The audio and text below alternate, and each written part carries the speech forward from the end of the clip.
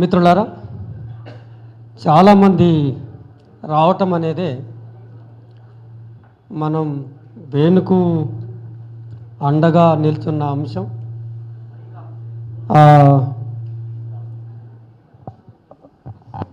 వేణు ఒక్కడే కాదు, ఆ పుస్తకం రాసిన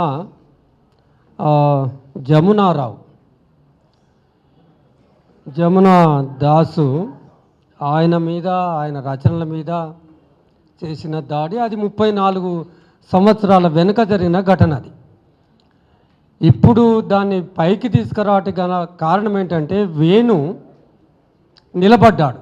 ఈ కాలంలో వేణు చాలామందితో పాటుగా చాలా గట్టిగా నిలబడ్డ వ్యక్తి. ఒక్క వేణుని కనుక నైతికంగా మానసికంగా కొంచెం కొట్టదలుచుకుంటే రిజల్ట్ వస్తుందని ఆశించారు, కానీ ఇదంతా తుత్తునియల చేశారు. వచ్చిన ఈ స్పందన ఏదైతే ఉందో, ఆ స్పందన ఒక నిర్మాణాత్మకం కావాలని చెబుతూ ఆర్టికల్ 19 మీద దాడి జరుగుతుంది, దాన్ని నిలబెట్టుకోవటం ఒక నిర్మాణం జరుగుతూనే సాధ్యమవుతుందని చెబుతూ ఈ అవకాశం ఇచ్చినందుకు ధన్యవాదాలు.